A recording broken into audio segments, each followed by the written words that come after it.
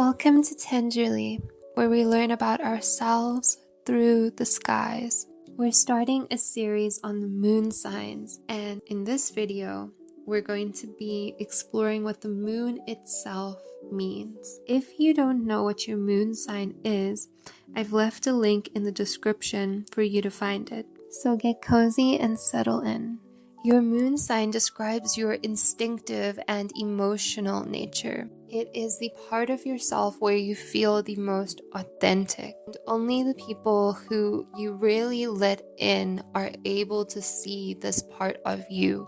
It reveals the constitution of your emotions and the contours of your mind and your instinct, and the architecture of the internal sanctuary that you have inside yourself. It's your heart. Our moon sign can tell us a lot about our mother and what she was going through while she was carrying you, as well as what she was going through in the phase of life that she was in during your early childhood and how you perceive your mother. It also rules your maternal lineage. So we're talking about prenatal experiences impressed deeply into our subconscious mind. This is why the sign of the moon feels like the real us. It often represents the hidden aspects of the self. You probably feel more of your moon sign energy if you were born at night, and that sign's energy comes out during the night time. So if you have your moon sign in a fire sign, you're probably feeling spontaneous and energetic or creative and wanting to burst out of your shell at night. If it's in an air sign, that's a sign of communication, you're probably having all of these ideas coming through, all of this talking going on inside your brain, and it's probably a good idea to journal or express yourself, record some voice memos during the nighttime. If your moon is in a water sign, at night you are feeling in your emotions, you are feeling deep, you're feeling intuitive. There are insights that are coming through as you're falling asleep. In an earth sign, the night maybe makes you feel more grounded. I say maybe because earth signs can be a little bit weird with this, because Taurus moons are more like in touch with their feelings and their senses and their surroundings. Virgo moons, Virgo in general, can be a little bit neurotic.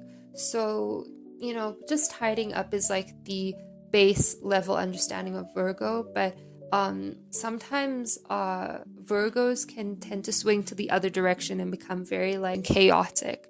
Capricorn moons at night, you're probably thinking about your future, you're planning the next steps ahead, you're trying really hard at something. Like that energy starts to come out during the nighttime. In the natal chart, the moon rules over our fourth house, which is our home and our roots and our childhood, our lineage and our ancestry. When we look at the fourth house, we're talking about the home that we have inside ourselves. The moon is constantly changing. It changes to a new sign every other day. And so moon energy is really fluctuating. It's like the tides pulling back and forth and in and out.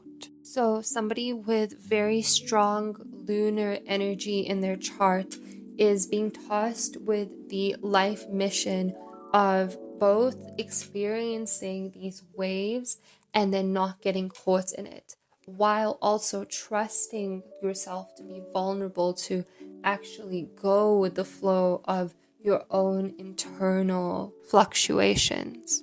Very much relates to the inner child and the inner parent. What were your parents' responses to your emotions as a child? What was the reaction when you threw a tantrum? Who are you in your most vulnerable state? And how do you make space for that aspect of yourself in your life? How to let yourself be vulnerable without losing yourself in the waves of that vulnerability. Thank you so much for stopping by. If this message resonated with you, please let me know down in the comments. Subscribe and turn on notifications if you want to know when my next videos about the different moon signs drop. Let me know what your moon sign is and how you feel it show up for you personally in your life. And until next time, may the skies remind you of home.